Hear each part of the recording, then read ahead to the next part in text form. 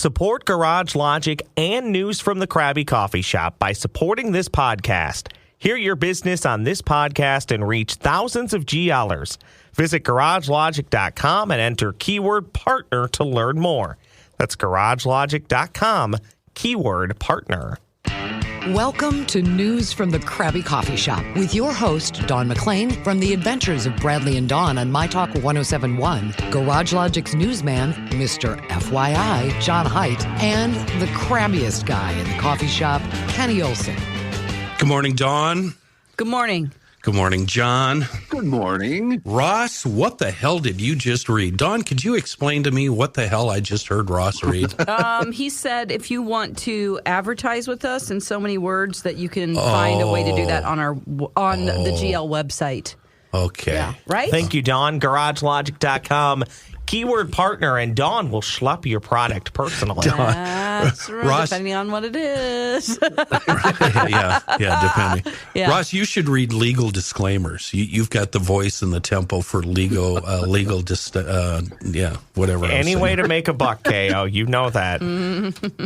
Dear Kenny, Dawn, and John, I wanted to tell you your podcast in late January about dream interpretation had a great impact on my wife. In early 2019, I hope we can read this on the air. Yeah, I'm going to do it anyway. Just don't say any names. Yeah, just withhold names. All right.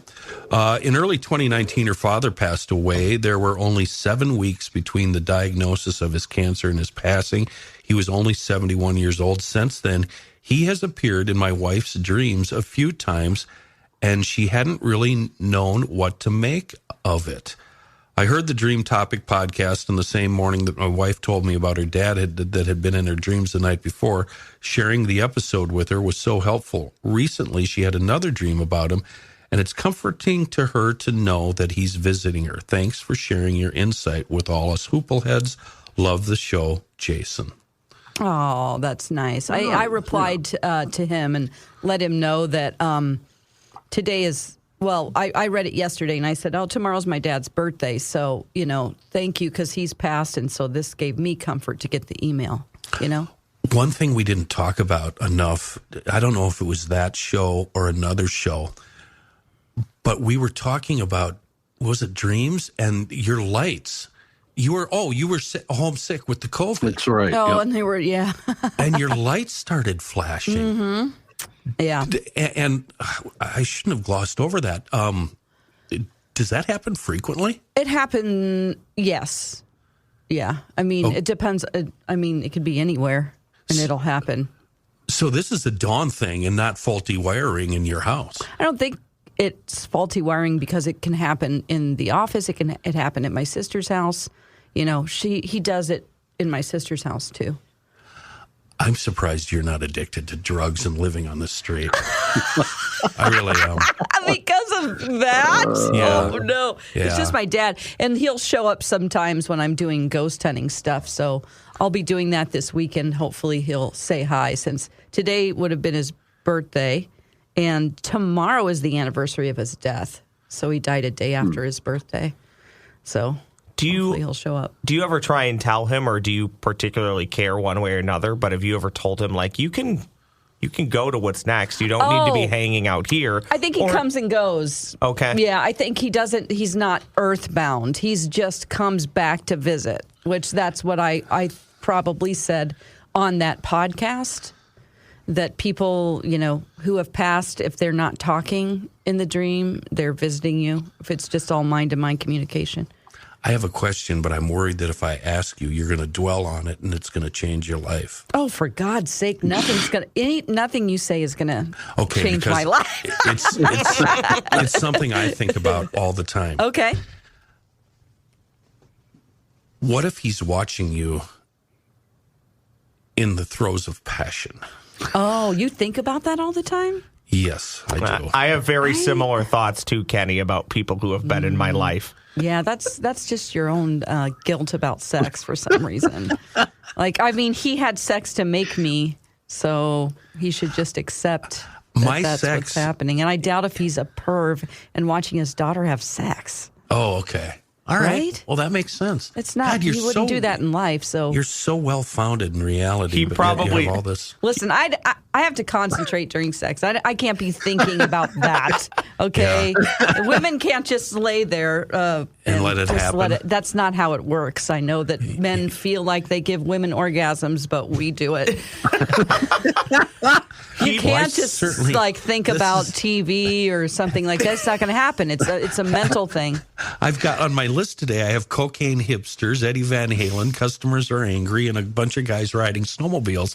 Nowhere in my list have I talked about Orgasms. what we just did. And regarding something you said earlier, none of the sex I have gives me any kind of guilt. Good. Yeah, no, it's just It not shouldn't. weird. It's not fun enough to make me feel guilty. Oh my God! Oh, man. Jiminy Christmas! Yikes. Oh boy! All The right. one that you said you should have written down cocaine hippos, Kenny, because it's not hipsters. You said cocaine hippos, and for some reason on the paper it came out hipsters. And I was really hoping that these cocaine hippos are equivalent to cocaine bear. Oh well, no, they're not. They haven't eaten cocaine. Do you want me to tell you the story? Please do. Okay. Well, the country of Colombia plans to fly dozens of its cocaine hippos, the descendants of drug trafficker Pablo Escobar's private menagerie, to new homes in India and Mexico in a bid to control their booming population. Wow. So there are about 160 of these hippos now. Wow. Pablo Escobar died in 1993. He had one male and 3 females. That's what he brought from Africa, I'm assuming. Yeah, they're African hippos. Yeah. And now there are that many because they, And they they're all- breed. They're all inbreds. Well, I mean, he has 3 women and 1 man, so, I mean, they're all cousins, I guess. Yeah. So basically, this is, I understand. So what they're doing is they're pooping in the water and it's messing up the ecosystem. It's killing the fish. Yeah. They're scary and they're all along the Magdalena River basin. So it's environmental challenges concerning nearby residents, of course, because, a hippo is the deadliest creature. One of the deadliest creatures out gotta be. there. Yeah, it's I mean, gotta be. did you know that they run 19 miles an hour when they're galloping? Are you kidding Very me? fast. I yeah. did know that. When they Really get scary. when they get going, get out of the way. Oh, yeah, you don't want to be near hippos. I mean, they're deadly. I think that more people die from hippos than any other creature in Africa. I'm almost positive. I'm willing to believe that. Yeah. So they have tried to control these. The authorities have tried to control the population using castrations and shots or contraceptive darts. What kind of day do you have when you wake up and you go, I got to castrate a hippo today? Got to cut the Son of a balls bitch." out. What And do they're you? probably the size of like soccer balls, right? Right. I mean, they're gigantic. I'm sure. How do you even get close to it? I don't understand. Well, a little wine, a little candlelight. I feel bad for the hippo. You Yeah. got shot with a dart and you wake up and your balls are gone. That's right.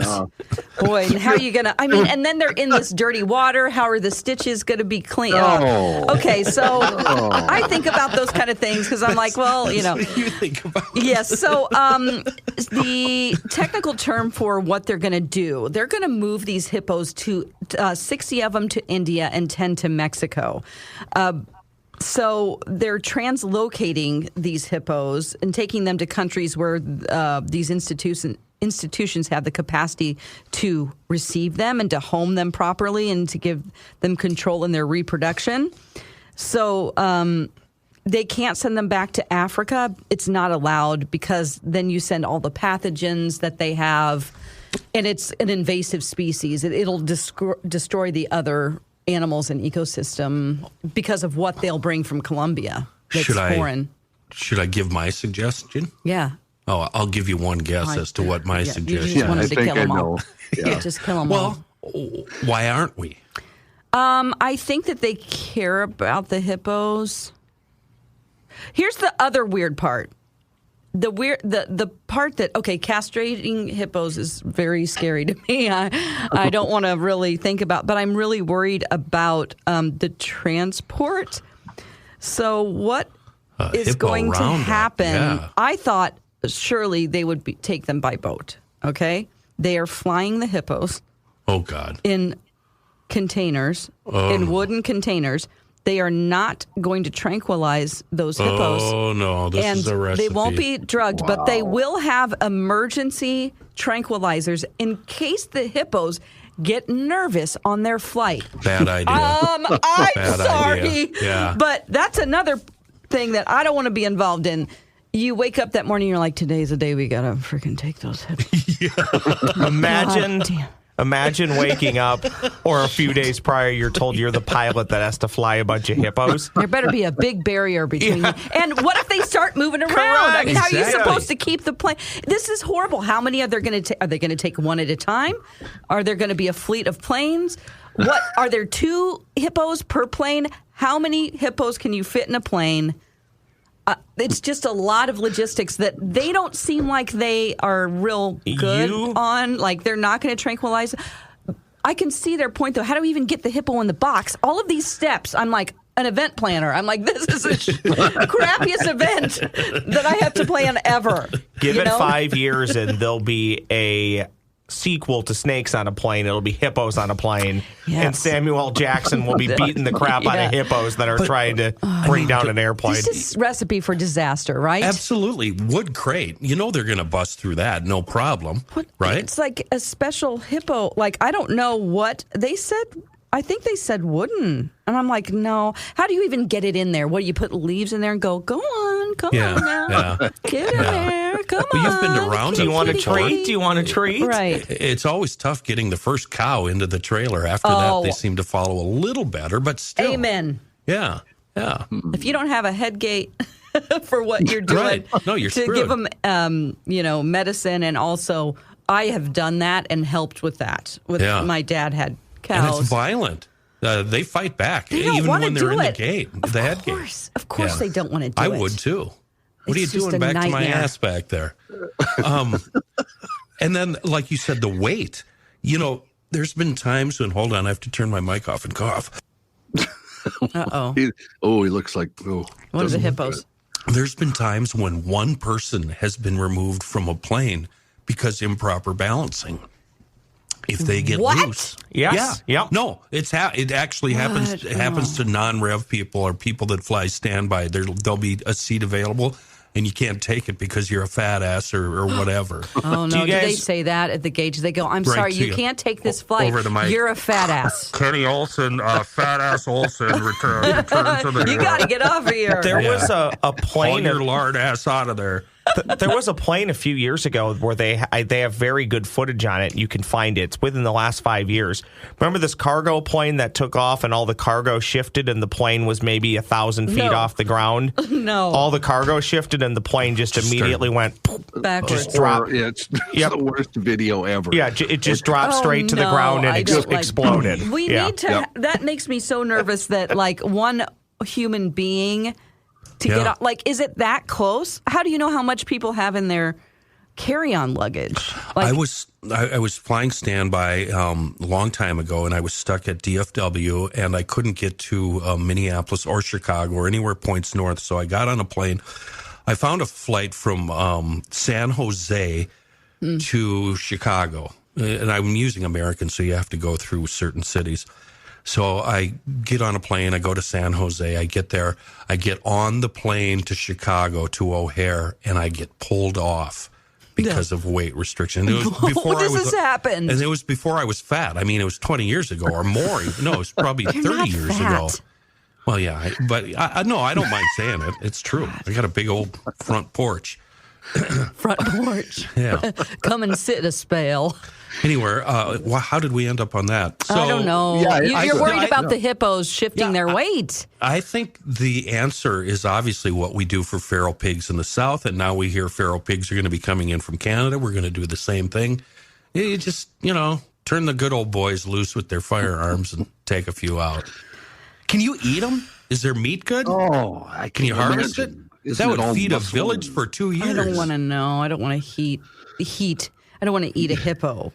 But I don't know. I've never heard of people eating hippos. There are many stories about places that ship hippos here online, actually. Pacific Cargo is one. They fly them to zoos and stuff, and they can't let them lay around very long because they have something called myopathy, and they can die from that. So if you tranquilize them and they fall asleep, then there could be a problem, which has happened. I see. How do you ship a giraffe? You got to cut a hole in the top of the plane. Like something we'd see on the Flintstones. They just get an ark. Noah gets his ark, and they just put giraffes on it. That's got to hurt. Would it be, I don't even know what it is, the draft or the flow of the plane if it's got this gigantic arc in it? Maybe they just make them sit down. As a kid, I wrote a story about this giraffe, and he had a problem because his neck was too tall, and like they had to cut a hole in the top of or he got a car with a sunroof so he could drive, and all these other logistics. I don't know why. See, I've already been planning this hippo transport since I was a kid. There's just giraffes in my mind. Oh God, I know something bad is going to happen. That's 70 hippos. I just don't know. Okay, so this is what it directly says. The governor of this area says the hippos will be flown in purpose-built boxes. Okay. And will not be sedated first. But emergency sedation is possible if one of the animals is overcome by nerves during the flight. Nerves is such a term that you would like, your grandma's like, I have bad nerves. I just take half a pill every other day. Well, how many parents do that with their kids before getting on a flight? Benadryl. Junior, you have a little cough there. No, I don't. Yes, you do. Here's some cough Yes, you syrup. do. Take this pink pill. No, just drink from the bottle. And then they sleep the whole flight, and it's wonderful. Liquor. My God. Well, it's cough syrup, but, it's the same thing. Sure. It's liquor. They're robo-buzzing. Oh, boy. Well, that's my story, so we'll see what happens. It turns out that Eddie Van Halen not only transports hippos, but he is a guitarist. Not only the greatest guitar player ever, he might be the greatest human being that ever walked the earth. I don't know how I stumbled on this one, but I found it, and John, you found it too. I did, yeah. Eddie once held a gun, I think we all would be in favor of this, to Limp Bizkit frontman Fred Durst's head. Yeah! That's so he awesome. Deserves it. Oh, so such an ass. That could be the whole story right there. This is all in a new book called Eruption in the Canyon, 212 Days and Nights with the Genius of Eddie Van Halen. It chronicles the time that the author, Andrew Bennett, spent with Van Halen in 2006 and 2007 when he was filming and photographing Van Halen at Eddie's studio home for a band reunion tour show. The Durst shenanigans took place several years earlier when Eddie and Fred were introduced at a party shortly after Limp Bizkit guitarist Wes Borland exited from the band. Wes, by the way, very good guitar player, a very bad band. Yeah. After it was suggested they worked together, Durst, according to Bennett, now I got to give Fred credit for this one, said it would be ridiculous, quote, the greatest guitar player ever plays with the worst band ever. So, Fred, you got to wonder. I started wondering about why would Eddie agree to that? And I think I remember reading at some point that Eddie had virtually no knowledge of the current music scene. He was focused on Van Halen. He knew classical music. He knew older music. But if you would ask him about who was ever popular at the time, and isn't that kind of how he got mixed up with Michael Jackson? He just knew he was Michael Jackson from the Jackson 5, knew he had a few hits. And he got a call. He was great friends with Steve Lukather, Toto's guitarist. Who was also a studio player, one of Quincy Jones's favorite guitarists to use on sessions. Lukather was playing the rhythm on it. And Quincy said, "You want to play the solo?" He said, "I'd love to play the solo, but I'll bet Eddie Van Halen could kill this solo." Eddie Van Halen is a porn star. Well, we know where your mind is today, because that didn't occur to me. Lukather called up Eddie and asked him, and Eddie said, "Sure, let's do this." But anyway, before we go back to the Durst story. Yeah. He didn't get any financial remuneration for that, did he? That I do not know. I have no idea. I seem to remember it being a freebie. For Beat It? Yeah. Are you The serious? solo. There were some angry. Apparently, it was a problem with the rest of Van Halen at the time because supposedly they weren't supposed to go play on other people's records or take part in any other musical endeavors. And Eddie, he didn't care. I mean, that was back in the days when Eddie was S-faced all the time. Yes. Oh, yeah. Yeah, he's Very a heavy much so. drinker. Anyway, let's Yeah. get back to the Fred Durst thing. Well, Eddie did indeed go to that jam session with Limp Bizkit, but he left early. People began smoking pot. He didn't want to be around that, but he left his guitar and amp behind. Bennett said Eddie told him the experience was, quote, like being a scholar among kindergartners. Oh, that's so fantastic. What a great quote. Things got even worse when Eddie tried contacting Durst the next day to get his gear back and didn't get a reply. So then Bennett said Eddie once owned an assault vehicle from a military auction. Yes. Had a shine mount gun on the back. It's not legal, of course, but Eddie drove the assault vehicle through L.A. into Beverly Hills. Oh, my God. Parked and left it running on the front lawn of the house that Limp Bizkit was rehearsing in. Oh, my see him God. just This is fantastic. Clunking and bouncing right into the yard. Into the parking it yard. right on the grass. And get this picture. At that point, Eddie got out wearing no shirt, his hair up in a samurai bun on top of his head, Of course. his jeans held up with a strand of rope, Oh. and wearing combat boots held together by duct tape. Oh, my gosh. This is like... And Eddie had a gun in his hand. Yeah. Okay. The author says he recalls Eddie telling him, let me do some bleeping here. That bleep hole answered the door. I put my gun to that stupid bleeping red hat of his. Yes. And I said, where's my bleep, mother bleeper? That bleeping guy just turned to one of his employees and started yelling at him to grab my bleep.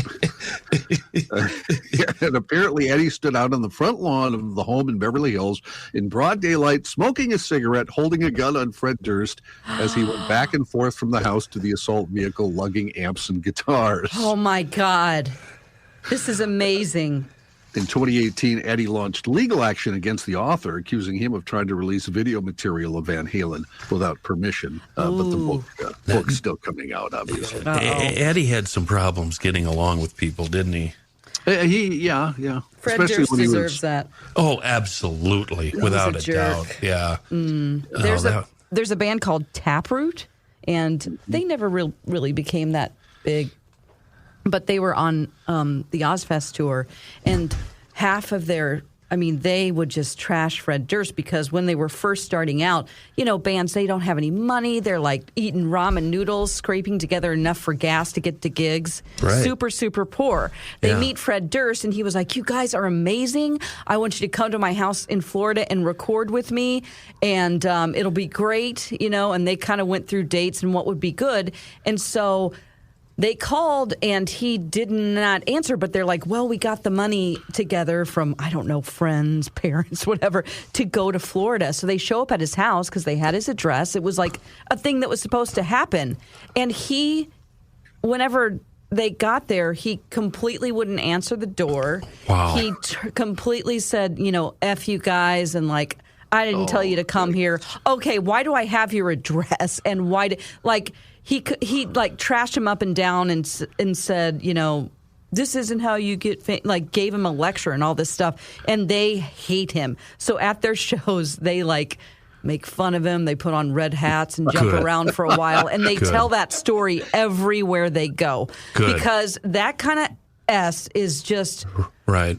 Man, that makes me mad. The arrogance of somebody who in the moment wants to act like a big shot and come to my house, and then either they're drunk or I don't know if he didn't remember, but either way, that's not how you treat people. And then to give him a lecture about how to get famous, ew, yuck.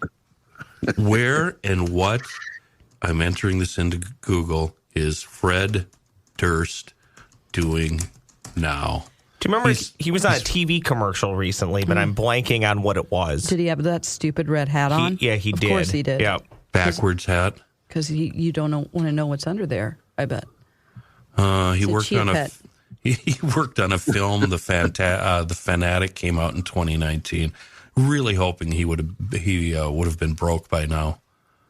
Or at least super ugly. Still performing with Limp Bizkit. It's It's a CarMax commercial in which the person's trying to get rid of their car, and you guys will appreciate this. The only song that's playing is a Limp Bizkit tune. Oh my God. Why don't some of these bands just realize they suck and that they're a joke and everybody hates them and their fans are morons? They don't care. They're just they can still make money. Yeah, they're just cashing checks. So they don't care. Yeah. He's 52 now. Yeah, he Still looks living older, in though. Florida. If you see pictures Yeah, of him, he's definitely, I mean, Yeah. he's aged like people do. The great thing about Fred and his band is you can find plenty of criticism about him on the internet. And I think the internet has actually changed a lot on the way customers deal with problems they have with service, etc. I ran across another story, and John found it this morning, actually in the Wall Street Journal of all places, called Customer Problems Hit a Record High. More people seek revenge. And some of the stats they give in this story are pretty disturbing. You can read this, John, but let's focus on that second paragraph that just stunned me. One moment while I open it. Sorry. Americans are encountering more problems with companies, products, and services than ever before. And a higher proportion of them are actively seeking revenge for their troubles. A new study has found. Now, listen to these stats John's going to rattle off because it's amazing to me. Some 74% of the 1,000 consumers surveyed said they had experienced a product or service problem in the past year. So that'd be what? 740 out of 1,000 customers. Wow. That is stunning to me. I mean, does that include like going to restaurants and like service and products? I mean, we buy so much stuff. Of course, there's going to be some things that are wrong. But doesn't that seem like a really high number, Dawn? I mean, 50% would seem high to me. That 71, maybe I heard it wrong. 74% of 1,000 consumers surveyed said they had experienced a product or service problems in the last year, up from 66% in 2020. Oh, okay, yeah. And then you go back to the 70s to only 32% in 1976 when they did a similar version of the study. Do we think our bar, though, for what we think is an issue is much less Totally. or You're maybe so right. or maybe even higher than it has been before in the past? Yeah, So, because people are were so more chill in the 70s. fragile. They're so fragile. Oh. They are also when I read this, all I got out of it was people are so entitled that Yes. in any little thing that goes wrong, they complain about now. Whereas we wouldn't have done that growing up. I don't want to sound like an old coot. No, it's true. Do you know people? I know a married couple in particular, and I haven't talked to them in years, that can go to a restaurant and find something to complain about so vehemently that they get their meal for free, and they do it on purpose. People change when they sit down at a table. They think that they are King Charles, and they want to be served. And like if anything is, they're rude. Like they become different people. It's like you're their servant. It's so weird, you know? Do you think servers are the worst or the best customers at a restaurant or bar? Oh, the best. Yes. Because they tip appropriately, at least when it comes to over-tip. tipping. Do you think they have the same amount of patience?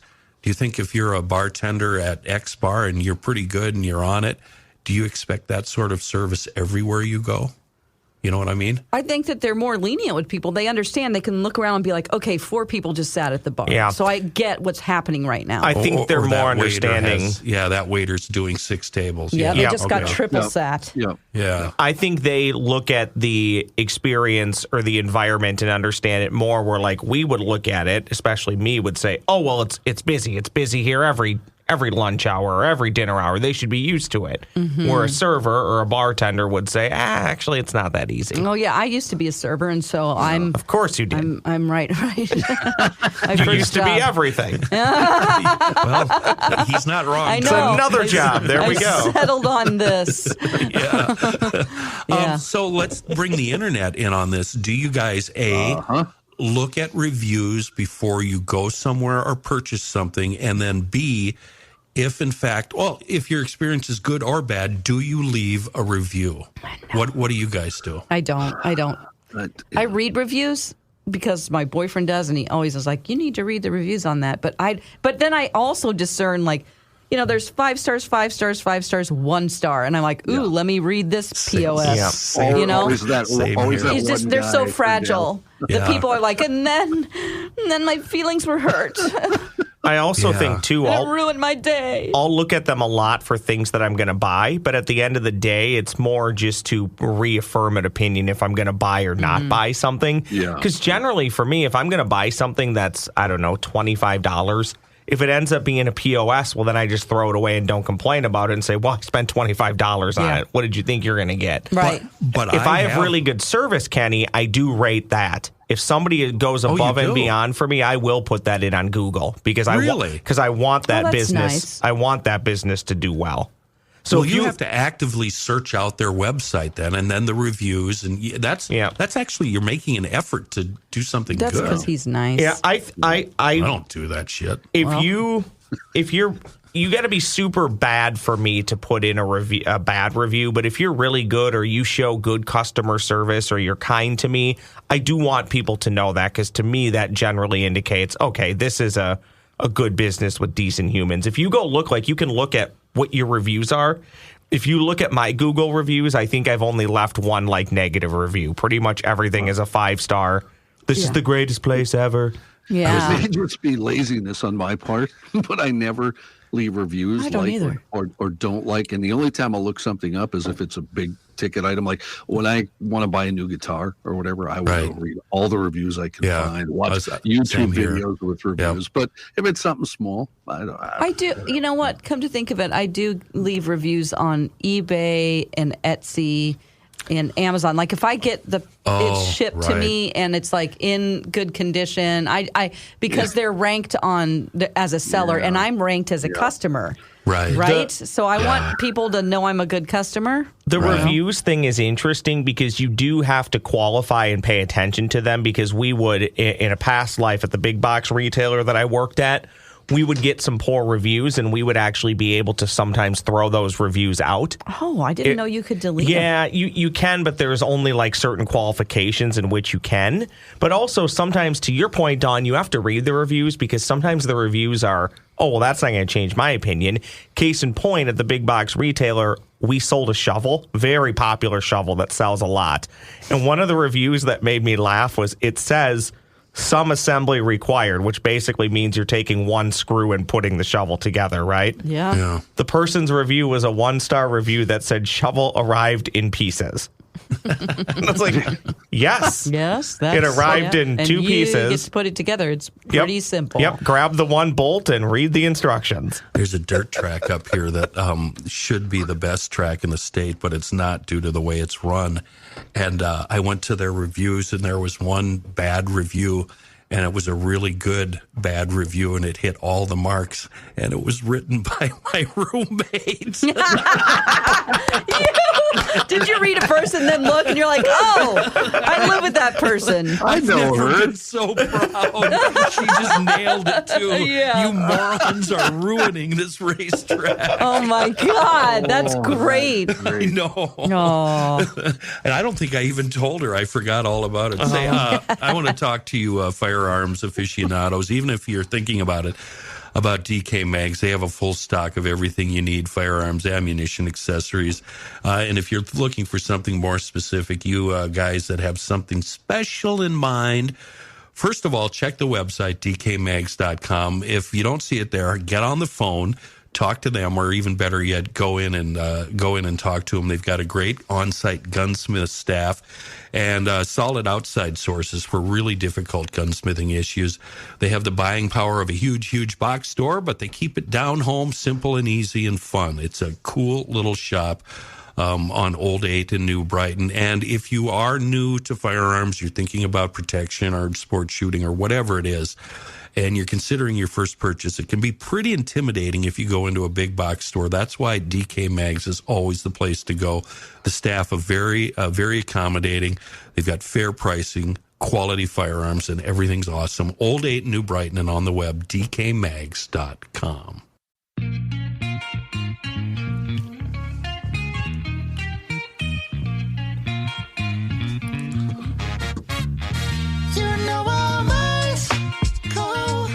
Never want to be afraid to let the dice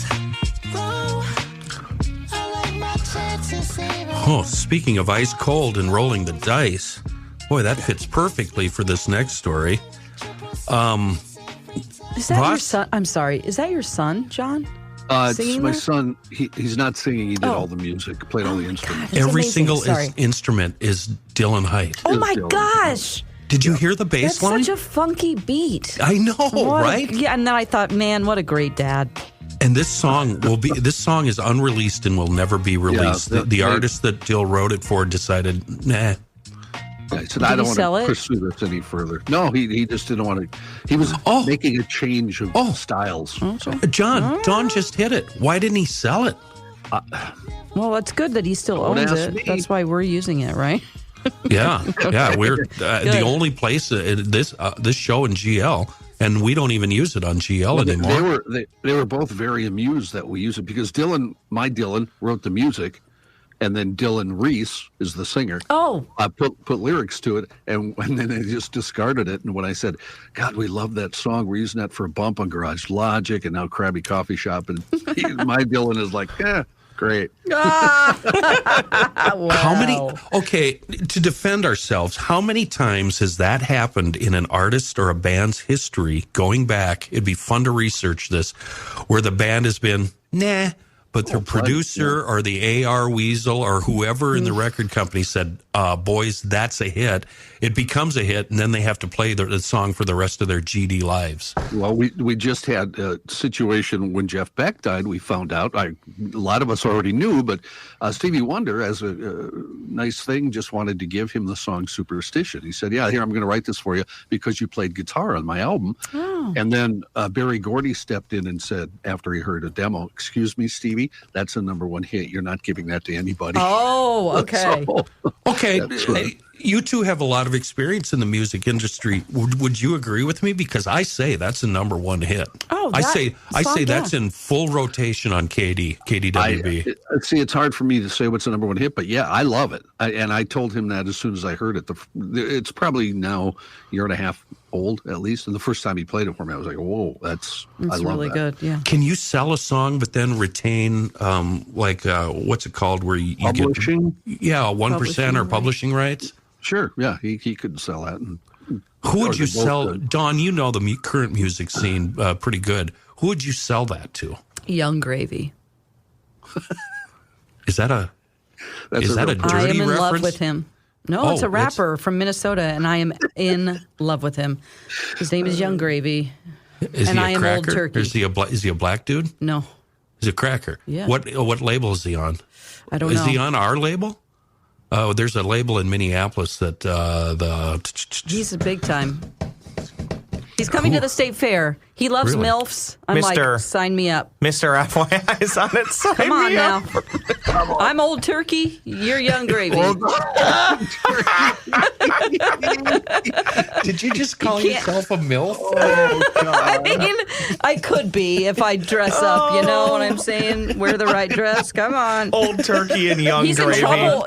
Just briefly about Young Gravy. He's in trouble right now from Rick Astley is suing him because he took Never Gonna Give You Up, but they had an impersonator sing it in the song Betty that he does. It's not Rick Astley. It is an impersonator, but Rick Astley it's in court because he's like, you can't do that.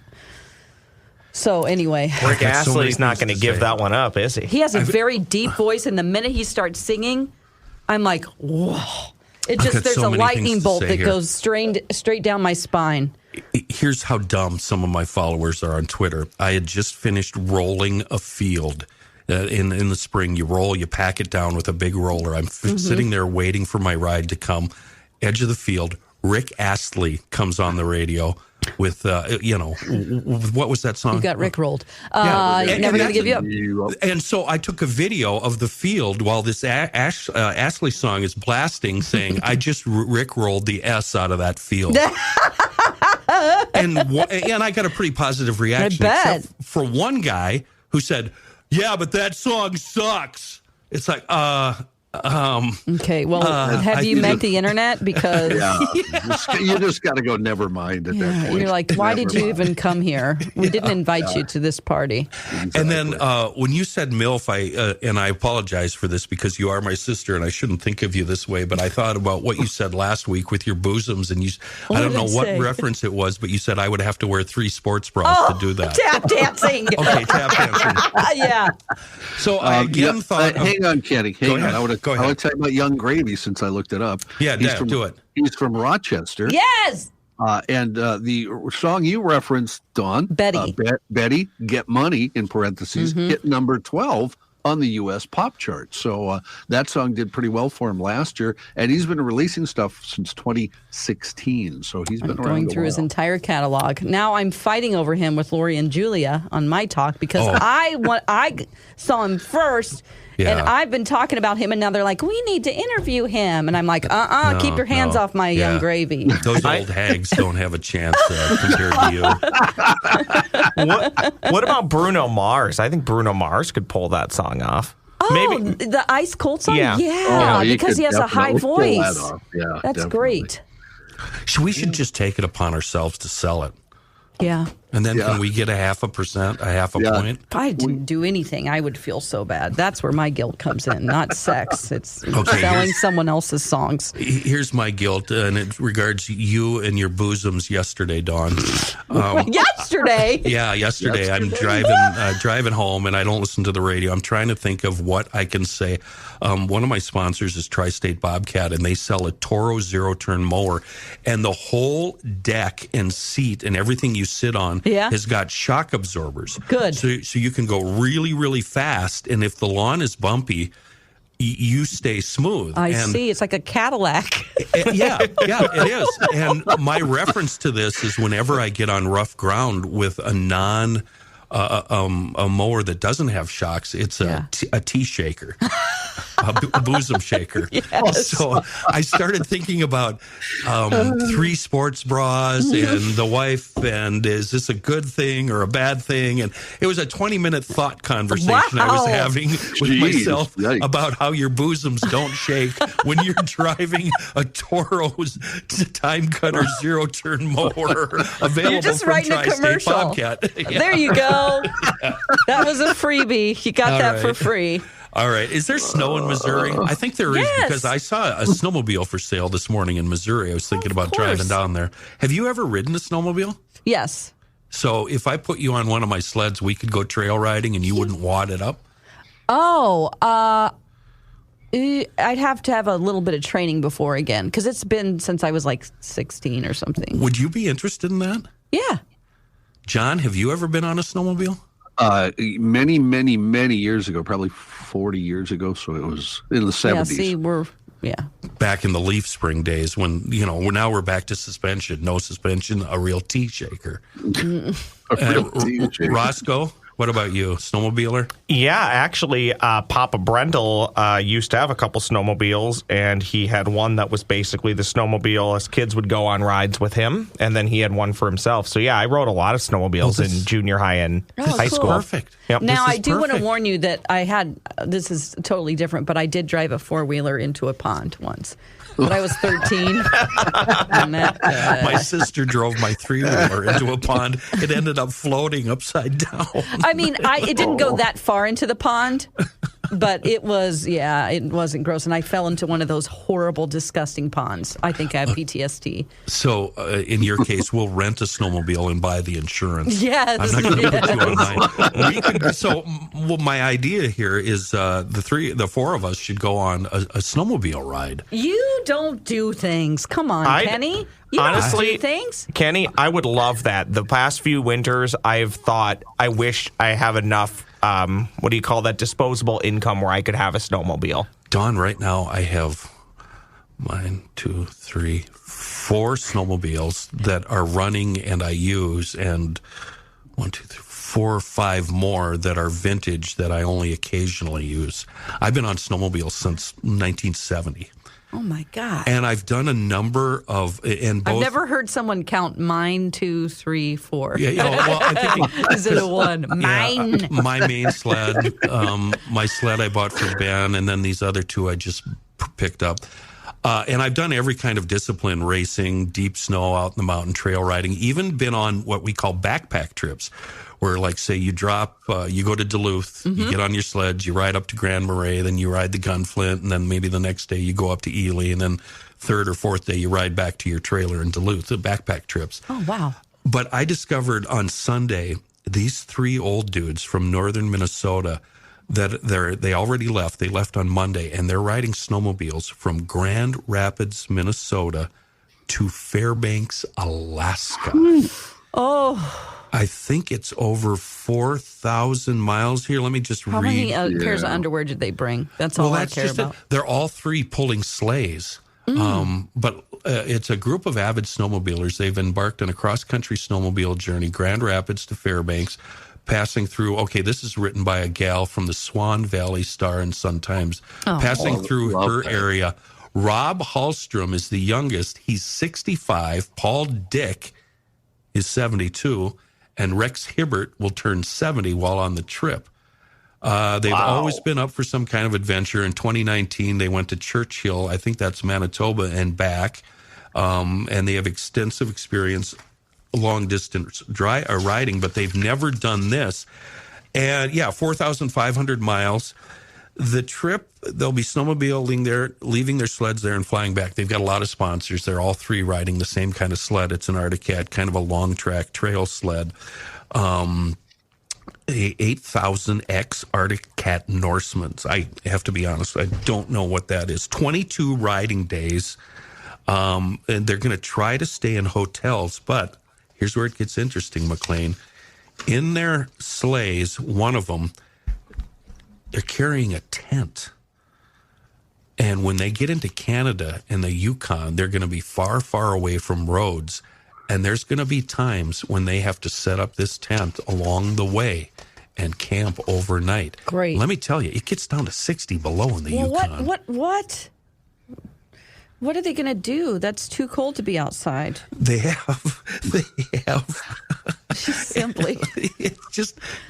You're right. I mean, it's too damn cold. I have a friend who goes to Colorado and does does backcountry skiing. He does, and he camps out in the snow and stuff. And I'm like, he's always trying to get me to, he's like, oh, you should come along with this. And I'm like, I don't want to do that. And then I'm like, well, maybe I do. But 60 below is no way in hell. If you're worried about dying, it's not fun anymore. Sorry. Go ahead, Ross. KO, you've as you mentioned, you've done a lot of trips like this. I remember, and it's been a while since I've been on a snowmobile, but I remember just going out for a day, how sore you were after the fact. What? Oh, right? Where do you get sore? Your crotch? It's like lower back. Your arms can get sore. What's wrong? God's pocket is very sore afterwards. Your crotch area. I'm just saying because you have to spread your legs for so long. Oh no! Why? You really don't know what it's like to be a man, do you? You just have no idea. Like, ooh. You're thinking it's like hippo horse. balls now? Yeah, just it's like, yikes. I just think about how sore and rigid these old guys are going to be after doing this for 2 days. It's your back, your lower back, usually. Yeah. I would wear a brace, probably. Where was? Okay, so they have satellite communicators, so they'll be able to send text messages. That means they'll also be able to call out for assistance. Oh, that's good. Like a Starlink or something? Yeah. They're trying to life alert. Yeah, they just have a life alert. Trying to stay in hotels along the way, but there's a few places and I'm quoting one of them now, we may have to stay in a trapper's cabin. That's where these trappers that go out on their long trap lines, they have cabins along the way. Yeah, and they're usually just in like an 8x8 shack that they could get in and warm up. And then we'll have to camp out in other places. But they're already in Canada. They left on Monday morning, and I haven't seen an update today. The only reason we're bringing this up is we're giving them some courtesy time here because both Ross and I tried to get One of the three wives are running the internet, and you can find this all on Facebook. Cool. Yeah, you can go to Facebook. 3 old guys ride to Alaska or something like that, and they follow along, and they even have their route charted out on a daily basis, so you can follow them. And then, our friend Bridget, people meet them along the way. Their first gas stop, there was a guy waiting for them and paid to fill up their sleds, bought them lunch. That's great. Yeah, and then guys meet up and they'll ride with them a little while and then turn around and go back home. And it's really cool. And I got to say, I'd be really tempted to do this, even at my late age and with my big front porch.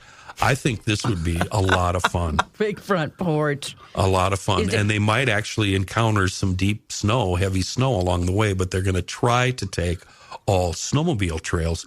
And that alone was very shocking to me because in my mind's eye, I thought, well, they're going to just get on the Alcan Highway, right? That one road. But no, they don't get anywhere close to it. This is concerning to me. I'm starting to think of the cocaine hippos. Okay, but you know what I think about?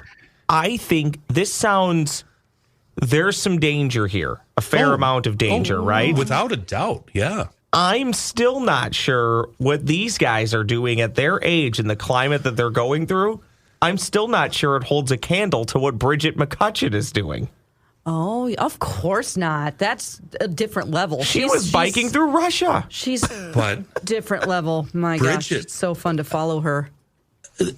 Similar to Bridget, I think they're going to turn this into a rolling party. And now I'm not saying Bridget is S-faced and drunk and high. No, but she's having a good time. She's having the time of her life. Did they and ever- she should. Even when something bad happens, she's smiling and joking about it. Remember, her friend that's along with her got all of her gear stolen. Did they ever... Yeah, right away, Dawn. They got right the money away. so right she could away. continue? Yeah. I'm so glad. I'm so glad. Yeah. Yeah, that's good. You know what I'd hate about this snowmobile thing? I'm looking at the Facebook page, and there's a picture of them, and all you can see is miles and miles of flat snow. Ooh. Yeah. That makes me very depressed. I'm sorry.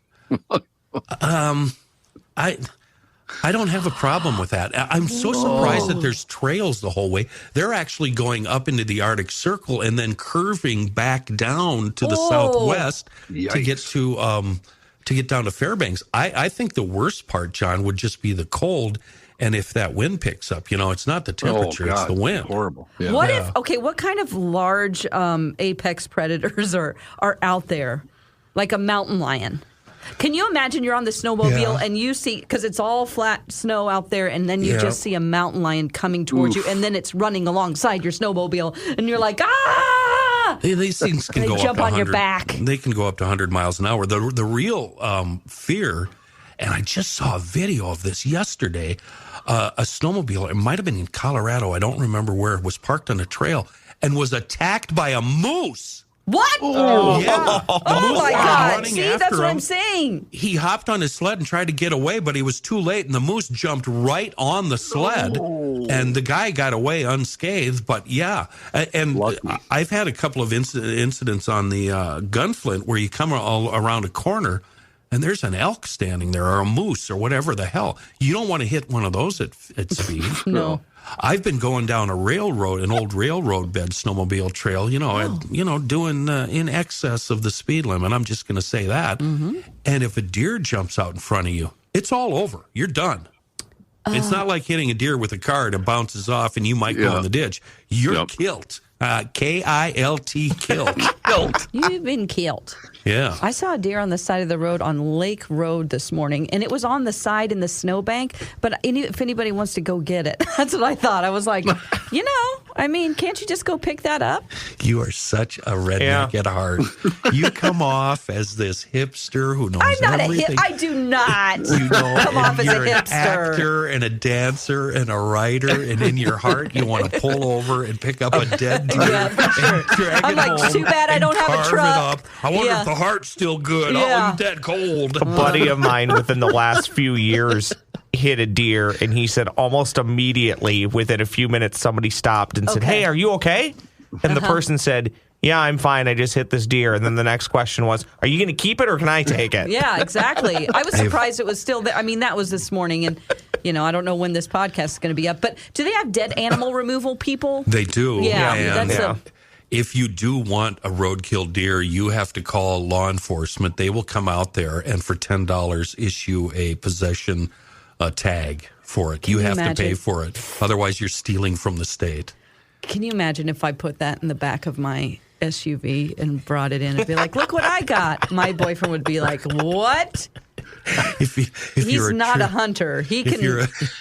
Don't they? When I was a kid growing up, before virtually everybody had trucks and SUVs, they'd go up hunting and then they'd come home with the deer strapped to the hood. Oh, yeah. I've seen them strapped to the back of, like, by the license plate back there, just tied on. Don't they pick up the deer in Tommy Boy or Black Sheep, and then halfway through the ride, the deer wakes up? Yes. Yeah. Oh, boy. Anyway, I just thought that it was a really interesting story about these three guys. And I don't attribute their age to being a factor at all, Ross. Not at all. They've been riding their whole lives. So how do we find them again on Facebook? What was it? Three guys. Three old guys.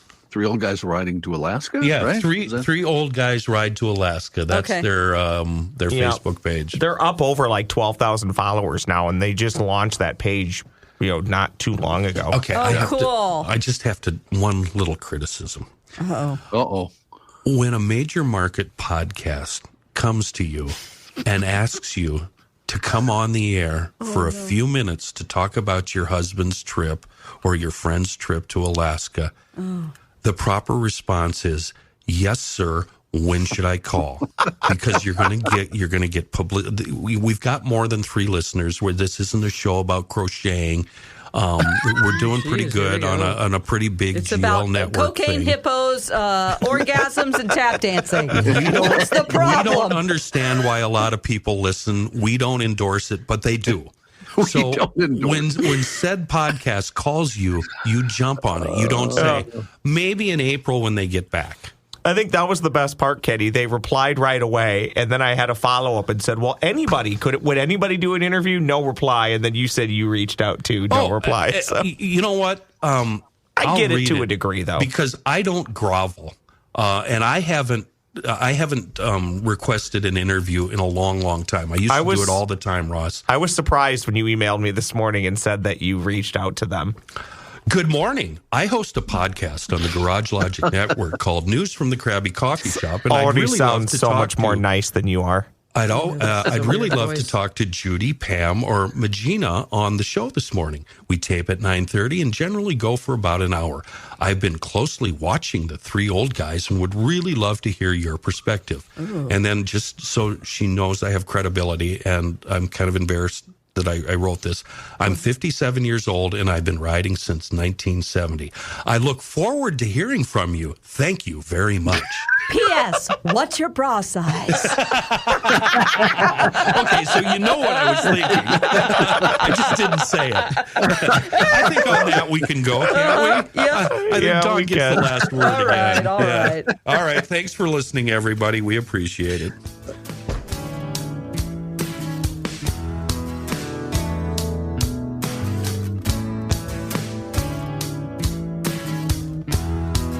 Thanks for listening to News from the Crabby Coffee Shop. New episodes drop every week wherever you get your podcasts. If you want to win the game, you got to take a good aim and get the most marbles with your hippo. Playing Hungry, Hungry Hippos. Hungry, Hungry Hippos. Hungry, Hungry Hippos is the name of the game, and whoever hippo gets the most marbles wins. Playing Hungry, Hungry Hippos. Hungry, Hungry Hippos. I win! Hungry, Hungry Hippos from Hasbro.